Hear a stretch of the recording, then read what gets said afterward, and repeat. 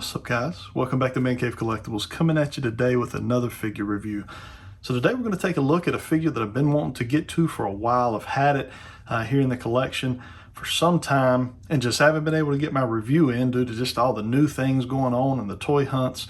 I just had a lot going on the channel, but we're finally getting around to Hellboy by 1000 Toys. So this is a figure I was really excited about. I picked this guy up off of Big Bad Toy Store. Head over to Big Bad Toy Store for all your toy needs, whether it's Hasbro, Mafex, Hot Toys, and all the other major brands. They've got it along with $4 flat rate shipping. Click the link in the description to see what BBTS can do to fill that need you have in your collection. So if you're in the market for toys, check out Big Bad Toy Store. There's a link in the description to this video. Click that, it'll take you over. You can see what they have in stock. Lots of new pre-orders up right now, so definitely go check that out. But let's jump right into the figure at hand, which is our Hellboy figure. So taking a look at this box, it's a very nice box here from 1000 Toys. We have a nice product shot here of Hellboy on the front of this box. Got a little Hellboy logo on the top. Spin around to the side, just kind of simple gray side. On the side, we got a little bit of promotional artwork here. Hellboy with his sword. This is kind of more of a comic booky look on him here with this artwork, and then nothing here on the side. Let's go ahead and break him out of this packaging, see what we got. All right, guys, so we got our Hellboy figure out of his packaging and onto our view table. Let's go ahead and jump right into accessories first. So the first thing we do have here is his tail. This does come not attached to him. It is going to be on a ball peg, so we'll go ahead and we'll throw that on him. You can see here, just right on the back of the figure, we do have the ball peg that this should secure into. So once we put that on there, we do see we will have a little bit of tail articulation from left to right. It's not going to be able to go forward and backward, as it'll just pop right off that ball peg if you try to do so. But there we go. The jacket has a little slit, little cut in it to allow for that tail to sit back there. So that looks good. So that's our first accessory there. Moving on, we do have an additional head sculpt here for Hellboy. And this looks really, really nice. This one is very extremely similar, maybe a tad bit of more of a, a mad look as compared to, what he comes with out of package there. You can't see any teeth with that one. With this one, you can slightly see his teeth there in that grimace. You basically have these peg holes you will move, sawed off horns. You'll just move them over and fit into this forehead sculpt. In order to swap out the heads. It does have a little bit of his hair kind of pulled up into a bun here on the back. But yeah, this I really like this head sculpt here. I'm not sure which one I'm going to display him with. Then he gets his gun, which is really nicely sculpted and painted. Got a real nice brown handle on it, kind of a gunmetal gray here for the rest of the paint work on the gun. Nice big hollow barrel there.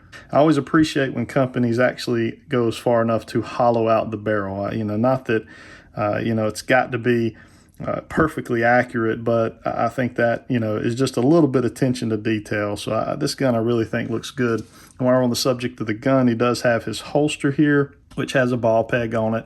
This will peg into the side of his belt, and it does hold that gun perfectly well. See there, the gun just slides right in. Looks really nice. Then we have a couple different hand options for him. Obviously, we've got, his big fist here on this side. On this side, you're going to have a completely fist hand. You're going to have a fairly relaxed hand here. You've got another hand that's very similar to this hand, but you can see the fingers are a little bit closer. Still just pretty much a relaxed hand, but just closer fingers there. And then lastly, you've got his trigger holding hand or his gun holding hand there, and it looks really good. This is probably the one I'll be using, as I do intend on him holding his gun. All right, so let's jump right on into our Hellboy figure and just kind of look at some of the details here. Now, this version that I picked up here is the BPRD exclusive version, which comes with the shirt. So you've got the logo there for the company that, number one, found Hellboy, and number two, that he is employed by. So that was pretty cool. If you don't want this shirt, these are soft goods, so you're able to take this shirt off. You can and just have the jacket, or you don't have to wear any of that. You can kind of pick and choose what you want him to wear. But this jacket is an extremely nice, very nice quality feeling jacket, very thick. It does have the logo there for his company on the arm sleeve there. As we discussed earlier, it's got a little cut in the back for the tail to kind of fit through. Coming on around. Now, another cool thing about this jacket, we've got bendy wire here in the collar portion and down the front of the jacket. So that looks really, really nice and gives you a lot of options as far as how you want to pose them. Just to kind of do it to your liking. As far as on Hellboy himself, we do have a really nice belt here. It's got a lot of details on it. It's got his cross here. Now this probably could come off. You just need to pop the belt off. I'm not going to do that here, but lots of pouches here across the belt. Same thing on this side. There's pouches all the way around. Got the horseshoe there. You can pop in the gun holster here into its peg hole. Okay, a little easier done off camera. You just got to kind of wiggle that into that little peg hole there that we saw. So, but yeah, the holster looks really, really nice there on Hellboy. As we move on down, we got some nice shorts, got some nice paint detail on those with kind of some gold striping around them.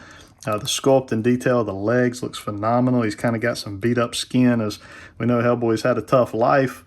Kind of doing what he does for BPRD. And then moving on down to the boots. Now he has really little feet. You can see that he's very top heavy and has some small feet, but really he stands extremely well. I've had no issue getting this guy to stand up, but you can see there that he does have those nicely sculpted and detailed Hellboy feet. And as we come on around here to the big fist hand that he has, that is fully articulated. So you can see there, all those fingers are articulated. They each have 1, 2, 3 joints in each of them. So that's pretty nice there. So you can kind of, you know, make that look how you want. Obviously, it looks best in a fist. That to me kind of looks a little stupid there. But you know, if you ball it up in a fist, it looks really good. One thing that I kind of wish they would have did, you can see here we've got the screws there, or the pins that go through those fingers. They did not color those, so that would have been nice had they put just a little bit of color, you know, into the bottom or into the top of those, just to kind of conceal them a little bit better. Especially being that, you know, this 1,000 Toys is for the most part kind of what I would consider kind of a premium figure. You know, you're paying about $100 a figure for most of your 1,000 Toys. So, you know, it makes sense to me just to do a little bit of more detail there while you're doing paint work on all the rest of this. Go ahead and just paint those pins. Let's go ahead and pop off some of this clothing so we can kind of see what he looks like if we wanted to go a different route with Hellboy's look. Okay, guys, so if this is the look you want to go for, here it is. He don't have anything on but basically his shorts and his belt and boots. So, you know, when he's kind of posed this way, it looks okay, but you can see if you pose that arm down, you've got a really, really nasty, you know, elbow joint there. So, you know, that is, this is just really made probably to at least wear the t-shirt, if not the, you know, kind of the whole get up there. But while we have him in this look, let's go ahead and cover some articulation in this guy. Now, one thing also I want to point out too is this area of his body is a soft plastic. Kind of reminds me of kind of what Storm Collectibles does with some of their figures. So instead of having this as you know, hard plastic, it is soft, which allows for some articulation to kind of be hidden back behind the, you know, that soft plastic. But let's go ahead and let's look at the head here. We can get up to about right there, down to about right there. Plenty of swivel all the way around. We can kind of get the confused look pretty well there on both sides. And get those arms up to about right there with no stress. There is no cut in the bicep there. Another thing too, this right here, this portion is a soft plastic as well, and the peg is actually underneath this, so it just gives it a really clean look. I don't mind that at all. We have double jointed elbows there, so we can get them up to, you know, beyond 90 degrees. Coming back down, we have a swivel there in the elbow, so we can swivel that elbow there. Again, nothing up here really as far as swivel. You can slightly swivel it on that ball peg, but when you do, when you open it up, you can see what that does to the shoulder. So, you know, you want that to stay in if you're gonna have him without his shirt or his jacket off. Now, if you had the shirt or jacket on, a lot more posability. You're not going to see those seams and those gaps. Moving on down here to the wrist, we've got typical wrist articulation there with a little ball peg back and forth. You know, you can kind of move that around. It's kind of like the McFarlane articulation is what it reminds me of. 360 spin, no problem. Get a little bit of ab crunch there underneath the soft plastic. Got a twist there in the waist and a rocker in the waist. You can rock that slightly as far as getting it to stay. I don't know how well that's going to do for you. As far as his legs, he's hindered by the belt. It's a big bulky belt. We can get out to about right there. No twist there in the upper thigh, but we do have it right below the shorts there. Double jointed knees. You can get all kinds of articulation there.